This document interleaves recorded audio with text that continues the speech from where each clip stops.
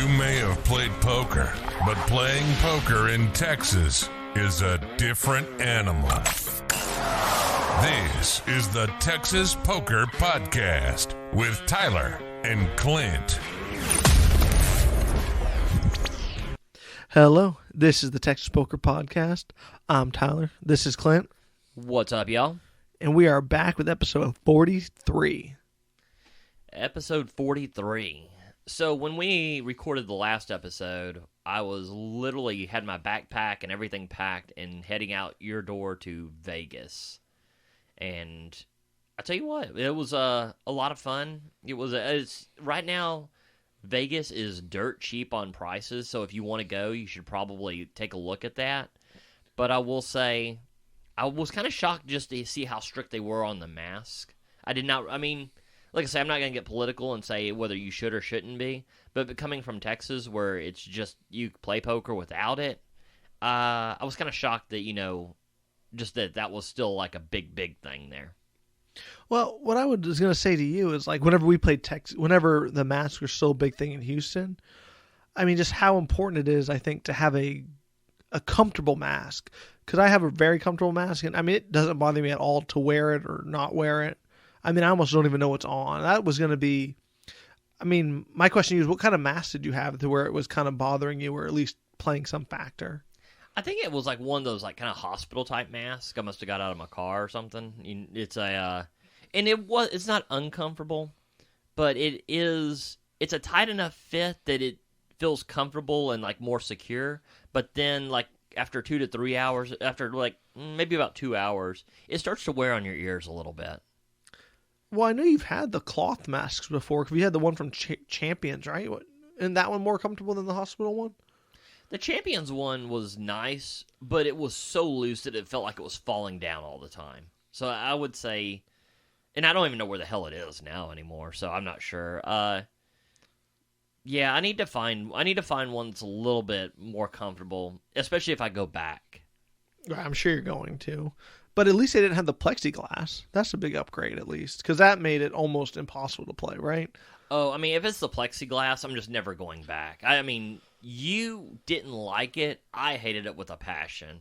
I mean, to me, it was like playing online poker. There's no... I mean, because when we're playing poker and you're playing right, for the most part, you are doing a lot of folding, and it can be boring. Right, it's extremely boring. The one thing that kind of helps is the environment, and sometimes if there's a good conversation, talking to people or interacting. I mean, when those plexiglass, you are interacting with nobody. So, I will just never, I don't know, it would just not be worth it to ever, if that was my only option for a long period of time, maybe, but that's what it would have to take. Right, but yeah, as far as going out of your way to play there. But, how was the trip overall? The trip was really good. So I get into Vegas Monday night. Go ahead and check in. I stayed at Bally's, which was nice. I stayed there because I like the location. It's one of the few I've never stayed at before.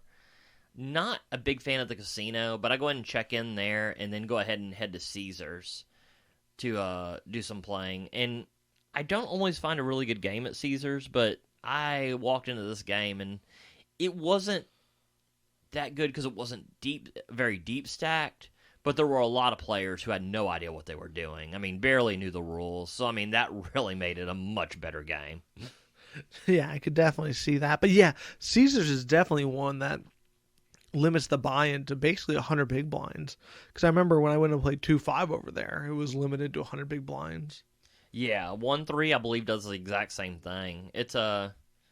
Well, it used to be, I think it tries to keep it cheap, because that used to be the nicest casino, I would say, that you could play 1-2 at. And you can no longer do 1-2 over there. It's 1-3. So I think they kind of want to keep it, more accessible. Because a lot of the big players are going to go to Wynn, Aria, Bellagio anyways. They want to keep it more accessible to the cheaper players, I think.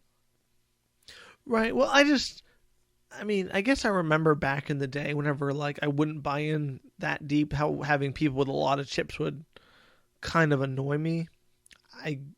or maybe not annoy me, but I would feel like they were bullying me. But I guess now I don't really care how deep someone buys in. Does it bother you? No, not at all.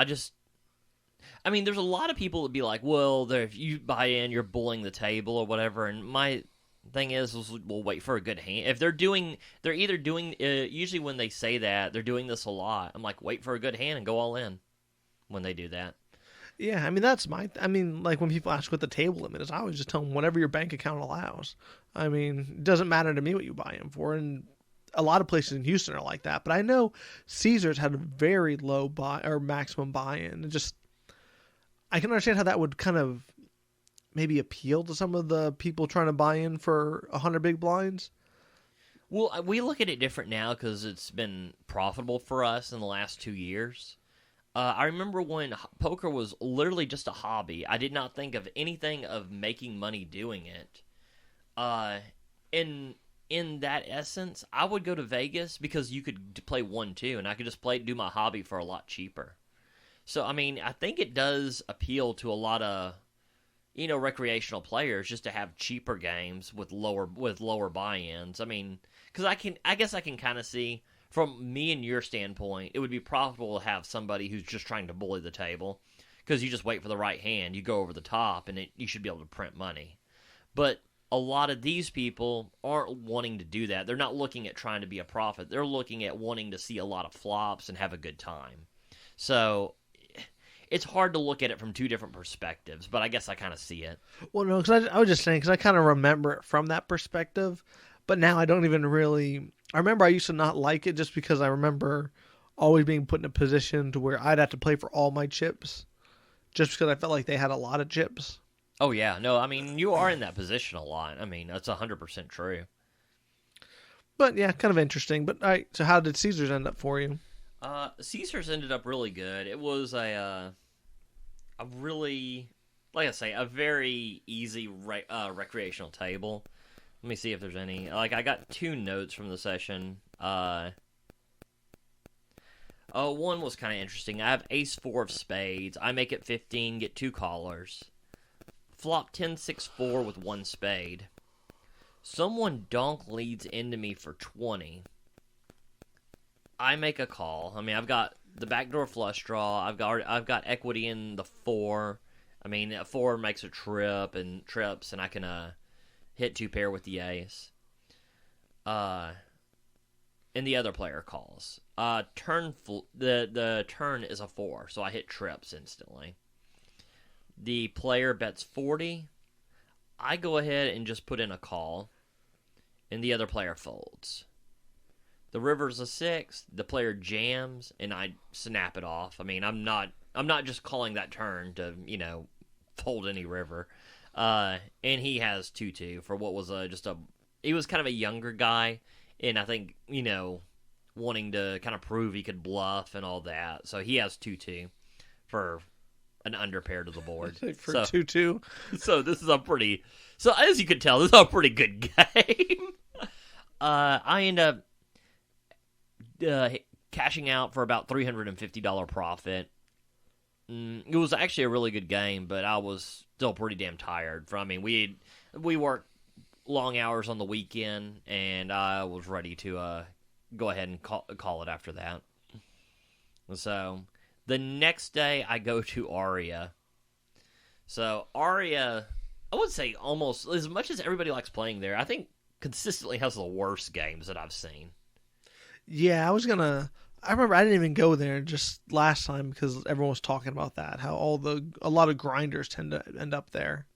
Yeah, I think it's one of the nicer rooms, but yeah, it's versus the other rooms. I mean, I don't know. It seems like I guess the 1-3 isn't bad, but not as good as the other rooms that I've seen. And I mean, I get hammered. I just end up getting it was just one like cooler after the other, and I'm instantly down 400 very quickly.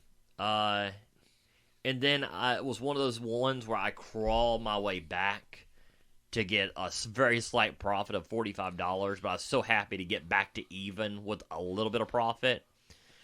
I think I got it up to like $80 profit, and when it went back to 45, I'm like, okay, I'm gone. Yeah, because I mean, if it dips back down again, that could really weigh on you mentally, right? Yeah, I mean, I know this isn't the way to look at it. I mean, this is looking at it from a gambler's perspective than an actual like positive EV poker player perspective. But I just have so many times where I get that I climb back out of that hole to get that little bit of profit to have some random massive cooler happen that I don't know if you want to call it superstition or how you want to look at it, but I don't know. I enjoy taking that little bit of profit if it's been enough hours to justify and go ahead and calling it good. Yeah, I mean, I haven't really done that yet. I don't know. I just get the cooler and go home broke. But no, I don't know. I think whatever works for you, though, to kind of keep your mental game together. I'm just say keep doing that. I mean, there's no rule saying you have to stay a certain amount of time. So there was a weird thing. I mean, you want to talk about one of the weirdest goddamn things that have ever happened at a poker table. So there's this guy to my left, and he's like watching poker on his phone. And I was like, okay, well, this guy's probably pretty decent. Those people are usually kind of into poker, not playing too many hands. But I started to think he was kind of weird when he did this one thing where he would kind of complain about every move that everybody made against him and all that. And I was like, and then he wants to see somebody's chips. But instead of, what normal people would do, ask like, hey, can I want to see your chips or whatever. He does this like throws his arms up in the air and starts waving them around, like trying to get the guy to move his arms. And the dealer's like, is he doing like kind of monkey dance or something like that? And then, so I started to get this guy was kind of off. And then, so we were playing for a little while after that, and this guy checks, but he checks. This is going to be hard for a podcast, but he does check with his like thumb up and his like two fingers out and does like a check. So almost like you're making a gun, but with two fingers, and yeah, like a gun with your hand, and you're touching your two fingers to the table. Yeah. Okay. But no, I found it weird. This guy calls the floor and says that the guy's making gun signals at him, and that he's basically fearing for his life. Right, I could see that. I mean. And I'm like, yeah, kind of, but it wasn't like he was like pointing it right at him. It was like, pow, I got you. It was like very much like a very regular check. And me and all the other players confirmed. He's like, I was like, dude, his finger, those fingers aren't a real gun, right? It was one of the weirdest damn things I've ever seen. Every time I go to Vegas, there's some kind of weird situation. That was definitely it. Yeah, I don't even know what to think, but it sounds like a good game. Yeah, it was. So I ended up taking my little bit of profit from that table, and then I think I'm going to take a break, and I've gotten to where I like the Venetian, but I go and play there. I'm going to give people warning if you go into Venetian. $5 rake is pretty standard, but they also take a $2 jackpot. For jackpots that really favor just the locals. So I'm there 15 minutes or whatever. It's not a great game by any means. But I'll also notice they're taking $7 out of every pot. Like it's a max $5 rake and a $2 jackpot. I'm like, this is going to be... And I think the $5 rakes comes out if it goes to 50. But the $2 jackpot, I think, comes out almost automatically. Yeah, especially at Vegas, where I'm sure you were seeing a lot of limp pots, right? So it's like not even that big of a pot to be taking that much out. So I quickly realized that this is just going to be a damn near unbeatable game.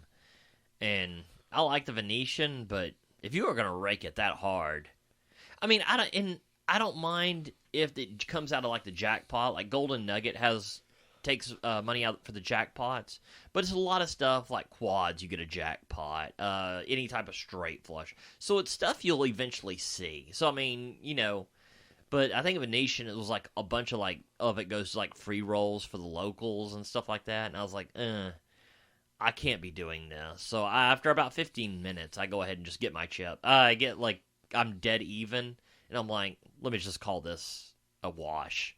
And I got my chips and went ahead and racked up. Yeah, I mean, at least you caught on. At least you didn't sit there and play for 2 hours and then realized.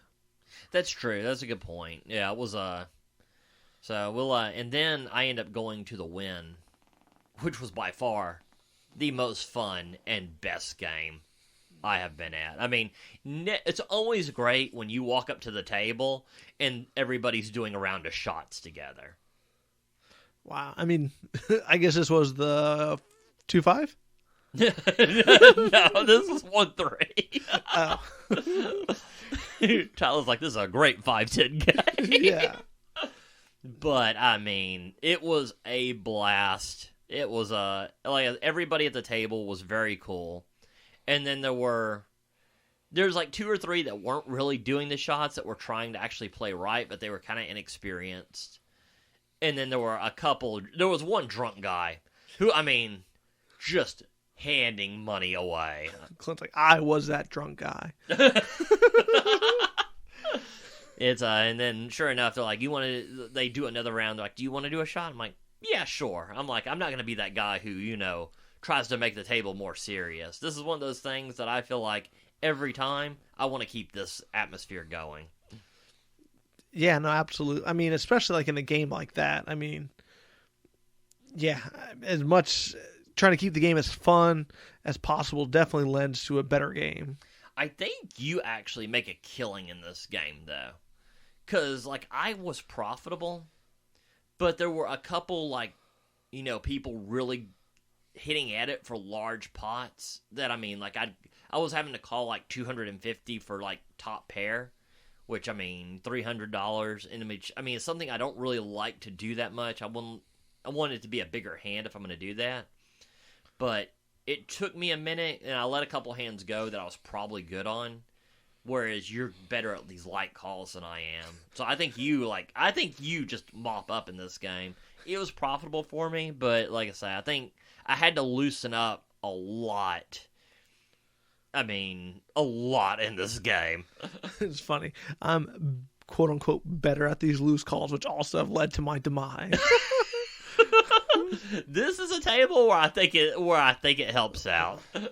Maybe not so much the grinders over it where we've been playing, but it's it really, there was a couple hands at the very beginning I had to let go because I was like, well, I don't know if this is a good spot for this, but afterwards I was like, wait, and I saw what was going on with how they were playing. I was like, okay, no, I need to go ahead and start making these calls. Nice. I mean, sounds action-packed at least. That was a profitable session for you, or? Yeah, I mean, it wasn't anything crazy. I mean, it was like another $300. It was $310. So, I mean, nothing crazy. But it was nice to go to a table where, it was, it was by far the most fun table of the trip. How much were you buying in for at that game?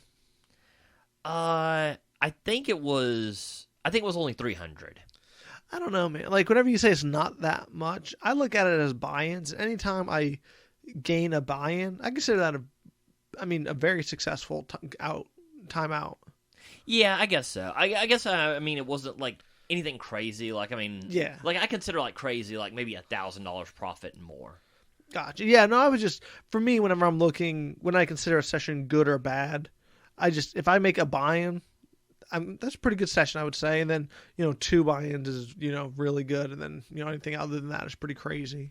Oh, if I could average this, I mean, I take it all goddamn day, every day. I mean, if I could just go every time, let me see, how long was that session?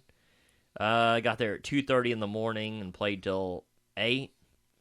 Yeah, if I can just go ahead and play for less than 6 hours every time and make over $300 every time, 100%, I take that all day, every day. Right, no, absolutely. But I was just saying, because I think a lot of people, when they're looking at their wins and losses, kind of sometimes forget that, you want a whole nother buy-in. That's, it's a pretty big deal. I mean. Oh, yeah, no, 100%. Me and you kind of look at it. You look at it as in buy-ins. I look at it as in if I averaged this amount every time, would this be great? See, I can't do that because whenever I was playing like the 5, 10, 20, I'm like, I'm averaging 1,000 an hour. All right, Clint, I quit. Yeah.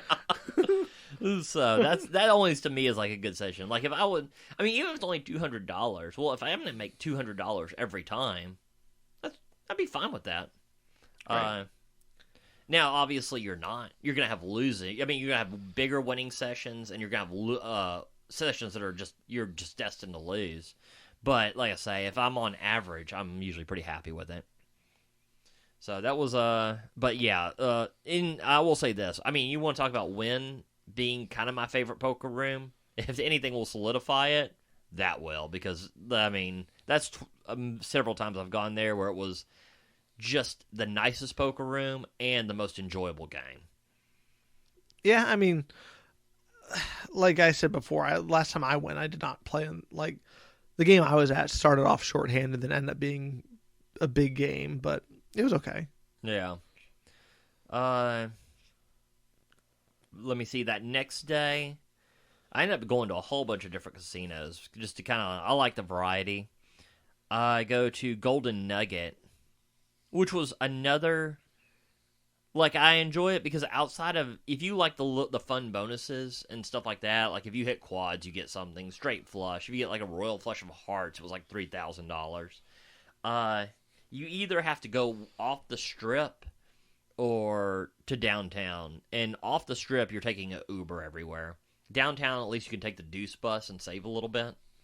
So I go down there. Golden Nugget, not the nicest of poker rooms by far. But it was kind of a fun game. Like I say, a lot of times if you're playing right, you're folding a lot and all of that. So having those little side games, at least to me, makes it a little bit more fun. And did you play with any cash on the table? Only when I sold people chips. So it's there was a couple times I did that, but it was I hit quad aces for their $90, the $90 jackpot, so that was nice. That's super nice. And so ended up with 130 profit over there.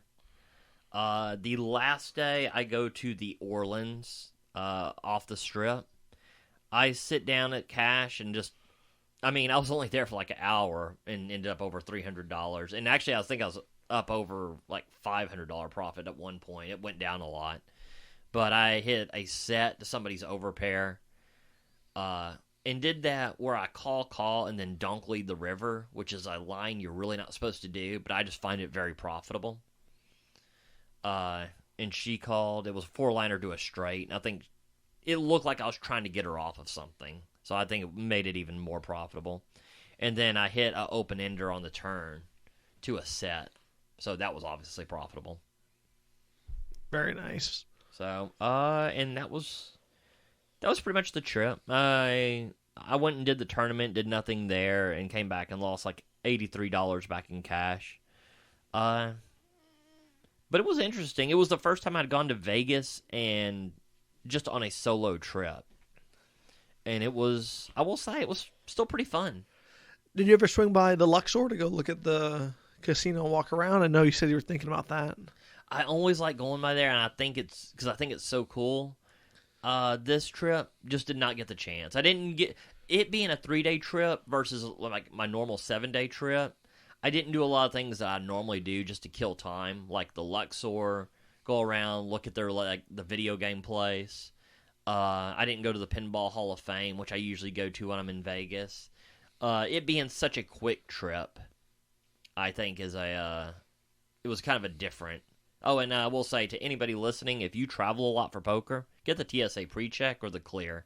I did that for the first time. That's amazing. Oh, yeah, I've done it a few times. It's been pretty quick. I mean, super nice. It feels like you're just walking to the gate to me. Yeah, I mean, because I know whenever my girlfriend takes the TSA pre-check, they normally have their own metal detector and stuff, and like thing to scan. When you do clear, they basically just walk you and cut you in front of everybody. It's kind of awkward. That's what you told me, but I will say, like, at night, they had a lot of the clear people around. In the TSA pre-check, you go through the regular security line because there's really nothing, and then you just don't have to take off your shoes and all that. So during the day, the TSA pre-check was really nice. So, I mean, it was like I say, it was a good, fun trip. I wish if they didn't have the mask mandate still on, I'd be definitely taking quite a few more. I'll have to see how I feel. I mean, there definitely might be another trip coming in the next month or so. Yeah, I could see that. What about you? Did you do any playing while I was traipsing the globe? Yeah, I did. So I went and I played at Legends, and I played almost no hands at all. So that was great. I was just sitting there bored out of my mind. Like I flopped a flush with 5-6, and the flop was 8-9. I was like, I have a 7 for a gut shot, straight flush. And I folded, of course, hit the flush on the river. Would have been good. That was sad. Wait, you folded here? This seems like almost like a nut flop. I mean, if you're playing 5-6 suited and you hit a flush draw with a gutter, it seems like this. I don't know what the hell it would take to get me off of this. Probably an all-in and a call. So yeah, I guess if it's an all-in and a call for a lot of money, I mean, you're kind of. If it's a bigger flush draw, you're drawing basically dead. Yeah, I mean, I don't remember. I remember I folded. I remember all the money went in on the turn, and I was like, "Wow, this is less than ideal." And then, so you did call the flop bet. Yeah. And okay, and then the turn comes, you miss, you only have one more straight. Okay, that makes more sense to me. Yeah, and I would have been good, but that was all right. I had one weird hand where some guy tried to angle me, where I had King 10 and the flop came 2-10, two kings, and I bet it all the way down. And then some guy tried donking into me for a big amount. So one guy donks, other guy calls. I debate raising. There's no flush, and I'm like, well, I don't know, maybe like. But then I was like, what other kings could call? And what else? What am I hoping to get called by? This to me is a very clear cut call for me, depending on the board. I mean, King with a big bet and a call. I mean, I'm worried about King Jack, King Queen, Ace King. I was, so I called, and this is that one drunk guy. He said he had a boat, so I went to muck after showing my hand. He's like, oh, I don't have a boat. I don't have anything. And the other guy had nothing too. Oh, wow. Both guys who end up playing hand with later, who, big bet, over pot, calls over pot, I call. They end up both having nothing. So. Oh, wow. Okay. So then this leads us to the next hand. I get pocket jacks. I make it 30 pre-flop. I get 4 callers. The flop comes 6-8-3. I bet 100. And that guy who had just called earlier. How much was the pot? Oh, yeah, so it was about $120 pot, I think? You said 30? Okay, yeah. 100 into 120. Okay, I like this. Guy jams for 250 more. Okay. What are you doing here? And obviously there was no calls in between on the 100. It was I bet 100. He was next to act. He made 350 total. I don't know, man. Every time, is there a flush draw out there? No. I think maybe just fold. I don't know. Like every time this is I do this overpair, and I'm trying to justify 9s, 10s, or something like that. I mean, it seems like a set every time, especially where I was in Vegas, but just everywhere it seems like. Well, let me give you some backstory to this player, because I made the call. Okay. And it was a set, and I lost. But Tyler's like, but I'm going to try to justify it here. Let me try to sell you on this first. This is also a player who earlier, the flop came 9 high. He had ace-9 stacked off with 9, which is not a top pair, which ended up not even being top pair. Okay. And, lost a gigantic amount on that. And then before I was in the big blind, and I had queen 9, and the flop came jack 10. So I was open-ended, right? Okay. First drunk guy I bet. First drunk guy goes all in. This guy re-jams on me. I fold. Drunk guy calls. They both had 8-9 for a 9 high to be a chop pot. 8-9 offsuit. What was the flop again? Jack 10, like deuce. Okay, so they just had open ended. Yes. Okay. So whatever he goes all in there, I was just kind of like, well, he could have top pair again. I don't know. I didn't see him having a set there every time. He did. I mean, it doesn't mean that it's a bad call in the long run. I mean, if it's a crazy player and he does that, I mean, because let's say hands he would do this with 5-7, 9-7 would be a one that he'd possibly do this with, tens, or I mean, it sounds like top pair, like ace-8 or something. So I mean, this is probably a good call in the long run. Versus this particular player, I think so. But yeah, I mean, and the worst part is like literally the next hand he has ace-9 suited and goes all in and loses all the chips and leaves. Oh wow! So that was a bummer. All in pre-flop. So then after that, so what do you think about that guy saying he had a boat? I mean, this is pretty. I don't know. Like, I just feel like these people are like the 52 Social and Legends crowd. I think it's such a shitty thing to do, but it seems like these people are just trying to angle all the goddamn time. That's what it seems like, right? I mean, like it pisses me off, but I don't know. Like after the 5th, 17th time that this has happened, it seems like, especially to you, it just seems. I don't know. It seems like that crowd is just a crappy crowd. I have no idea. Well, so after that jacks to a set, I was not doing great, and I did not buy in that deep, so I was pretty short stack now. I'm about 300, 350. Okay. I get 6-7 suited. I flop one pair with a backdoor flush draw.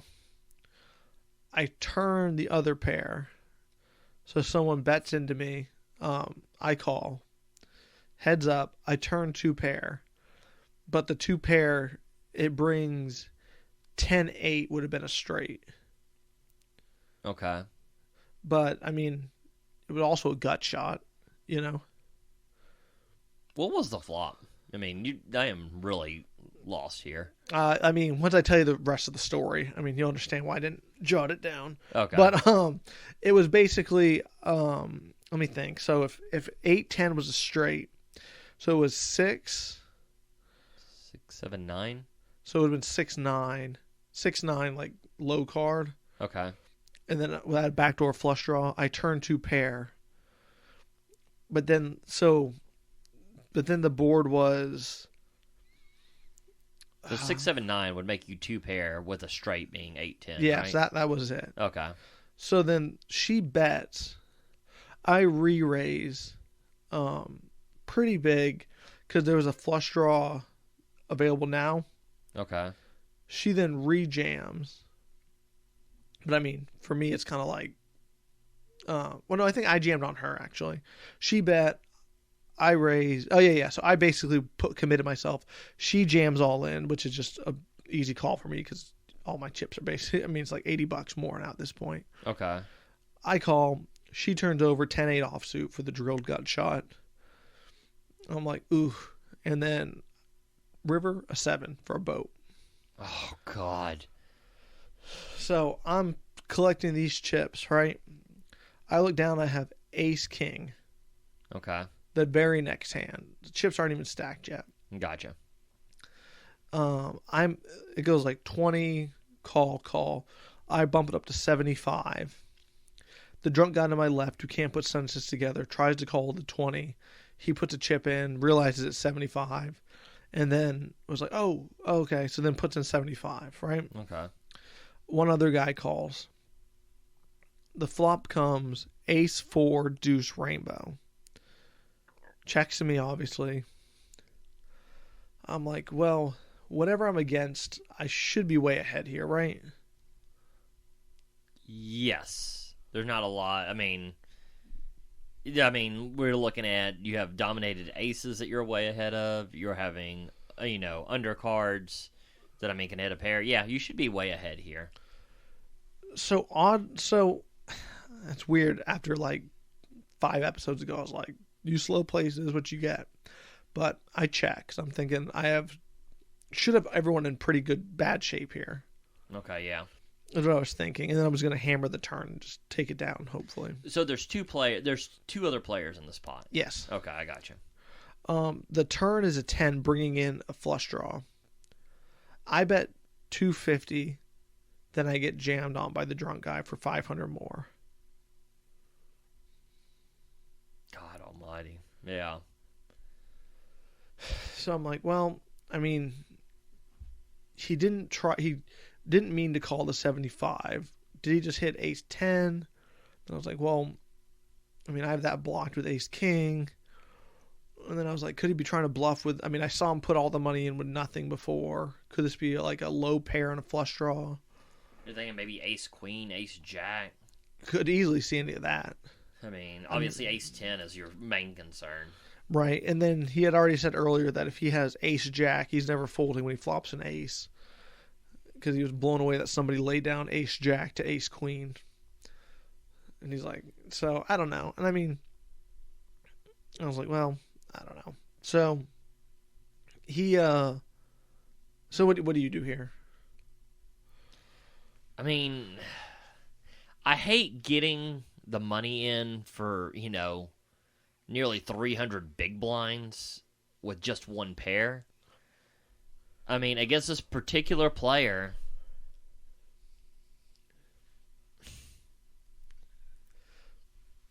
probably a call. I mean, because I'd seen him just shove all in over and over again. So I'm like, I mean, I folded ace jack to him pre-flop whenever he raised, 3-bet me pretty gigantic. And I was like, well, I guess I'm just going to call. So I call. He had turned a set of 10s. I actually, what is it? Like river to king. I was like, too bad. But, yeah, so that was no good. I don't know. I mean, it's one of those things that if somebody... I mean, we have talked about this before, and I didn't really care for the way you played it, but I don't think it changes anything either. Because I still think, I think on a pot that big, a down bet on the flop would be good. But we both agreed that he's calling that flop bet regardless. For sure. And then he's just turning it on there. I think... Now, I don't know about this. On the turn bet, I would like because it was a gigantic turn bet of pot size when there's not that much out there. I think I like a half pot. And then if he jams it on you, maybe it's a fold. But I don't know. I mean, it's kind of a...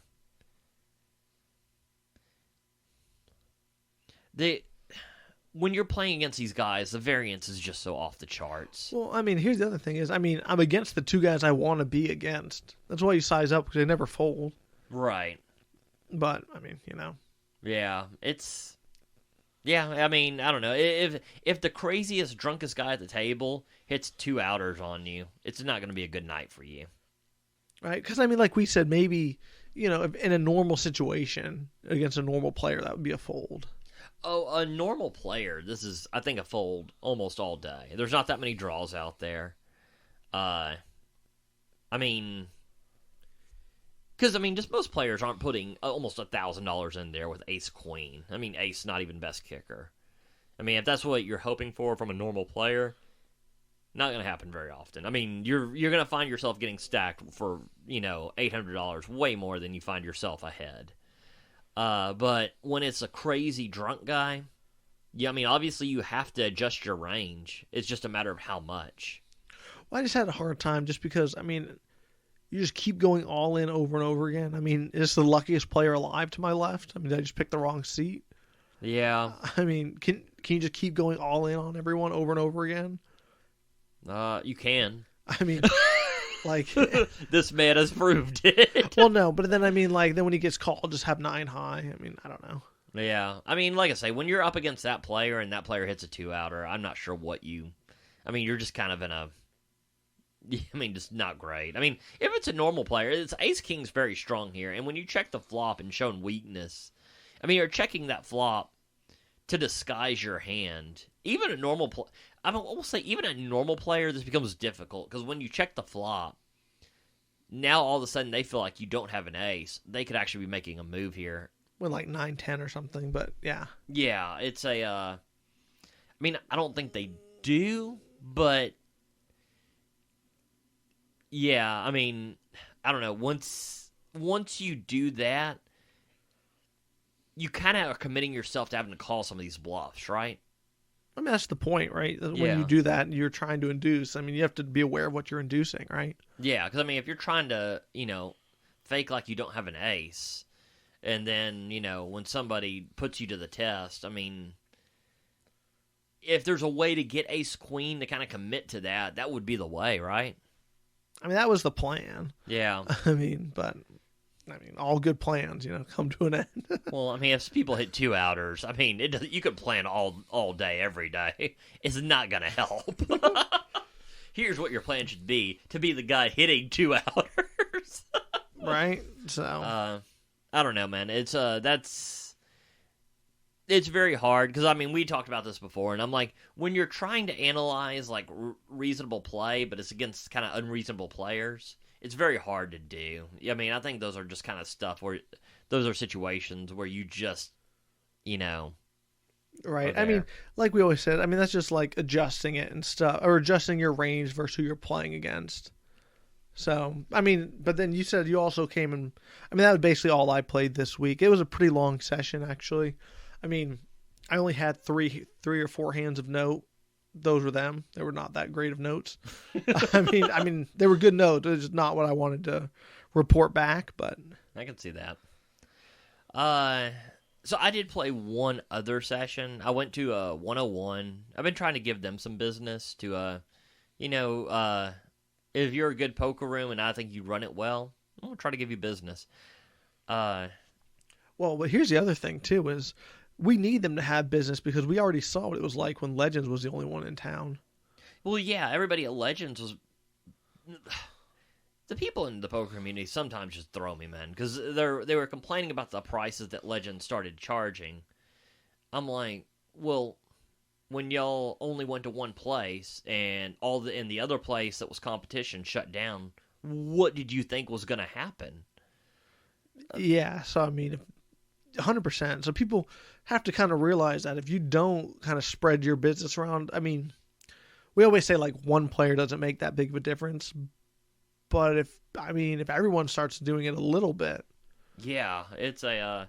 I mean, if everybody goes to one spot, then and the competition shuts down, then that one spot is not going to need to run the good deals to get everybody there because they're the only ones left. So I go there and I've kind of battled here and there, and I end up finally getting like a profit of like not a big profit, a profit of like 170.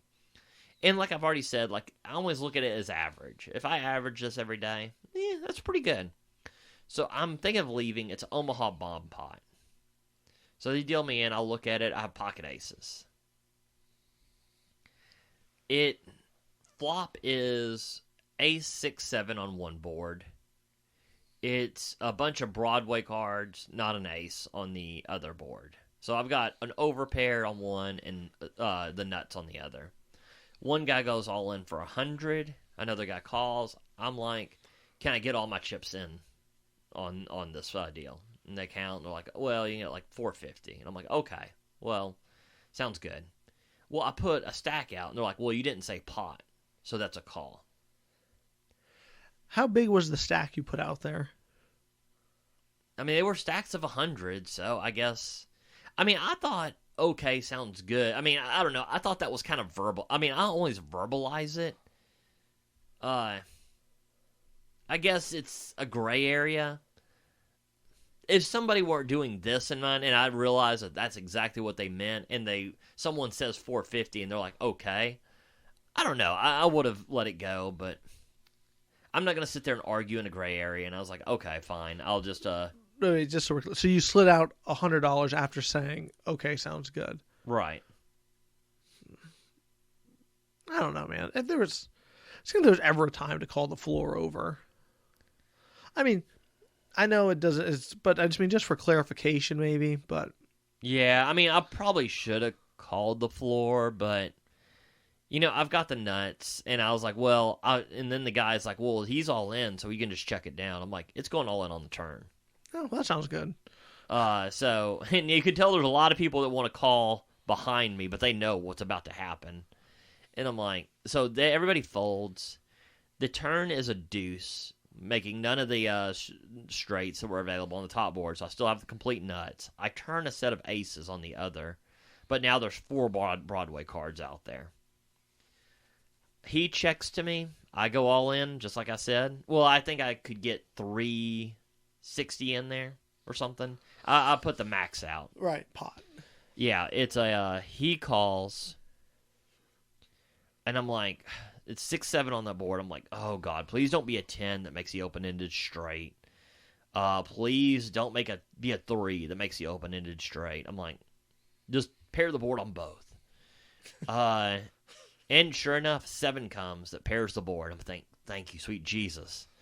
And then the other card is just a nothing over on the bottom. So then he flips over his cards. He's like, well, there's no reason for you to bet. Because I was about to bet, I will say. He's like, I got quads on one board and a straight on the other. It took me over a minute. Because, I already had figured I had this locked up to gather what the hell he said.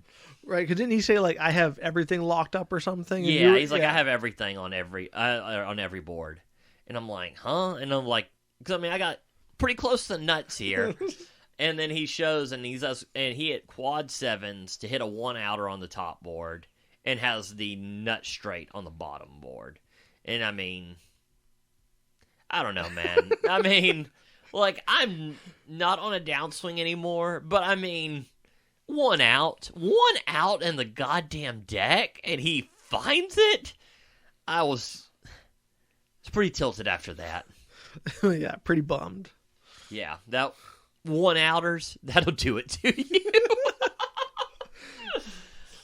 So that was, and especially on a pot, and granted, this is the most results-oriented thing, but I had thought of just go ahead and locking up the profits and calling it good. And I was literally in the presence of doing it. And to get killed on that pot where somebody hits a 1-outer. You could say 98% of the time that, I make a pretty big profit on this hand. And that, you can't go on that. But guess what? This was not that. This was that 2%. Well, but really, most of the time you're not going to make a big profit, right? You were going to chop it. Well, you had the guy's $100, so you make $50 profit. Yeah, it wouldn't be a huge profit, but it was 100. It would have been 100 split, and then let's say $80 for the bomb pot pre-flop. So $180, $90. And here's the thing: is he has 1 out to scoop it. I had 10 outs to actually scoop this. If the bottom board pairs and he doesn't hit quads, then it's a gigantic pot. It is a gigantic pot. So that was really hurtful. That sent me off the rail on tilt. I think actually, I'm still on tilt from it. I could see that. Was that your last session of the week? I played at College Station last night, and I think I was on tilt still from it because I played like complete garbage. Say, but I want to know, why don't you ever call me when you go do these sessions? Yeah, no kidding. It'd be super profitable if I let you know exactly how tilted I am and where I'm playing when. You want to talk about end of downswing? That'll do it for you. I played bad. I was calling 3-bets I shouldn't be calling. Making folds when I shouldn't be folding, calling big bets when I shouldn't be calling. It was a bloodbath, and it was not unlucky. It was, well, to be fair, the guy hit a gutter when I flopped 2 pairs, so I guess that's unlucky. But I paid off a bigger bet than I needed to. Also on giving him, I shouldn't be giving him that good of implied odds. Yeah, but I feel like everyone's been there, done that, right? No, I was there. Well, I guess on that note, that kind of unless you have anything else to cover. No, good trip to Vegas, and like I say, I'll be playing more this week. I'm really trying to work on getting the appropriate hours in, so we'll have to see what happens. Yeah, I'm looking on turning this year around. You can do it, I believe. All right, this will conclude episode 43 of the Texas Poker Podcast. We'll talk to you next week. That was the Texas Poker Podcast. Go ahead and rack up, add time, and we'll see you next week.